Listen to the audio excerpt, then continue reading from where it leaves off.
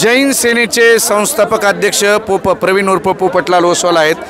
आज मुंबई महानगरपालिकेवर प्रशासक आहे। प्रशासक हा मुख्यमंत्र्याच्या अंडर काम करतो। तर काय सांगाल, काय म्हणजे नेमकं काय चाललंय महाराष्ट्रात? जैन समाजाचे मंदिरं पाडले जात आहेत, त्या मंदिर पाडण्यासाठी पोलीस संरक्षण दिलं जातं, काय आपण सांगा? आपण पाहत आहात महाराष्ट्र न्यूज नेटवर्क। पहिले मी एक असं सांगतो की तुम्हाला प्रशासनाने म्हणजे पोलीस बंदोबस्त दिला, कोणी BMC वाल्यांनी मागितलं त्यासाठी पोलीस बंदोबस्त दिला, BMC वाल्यांनी नाही मागितलं असतं दिलं नसतं। ठीक आहे। दुसरं असं गोष्ट आहे की सरकारला माहीत आहे की नाही ते जे असणार ते सांगणार। ठीक आहे, त्यांची इन्क्वायरी चालू आहे। जे सध्या ते अधिकारी होतं त्याला सस्पेंड केलेलं आहे।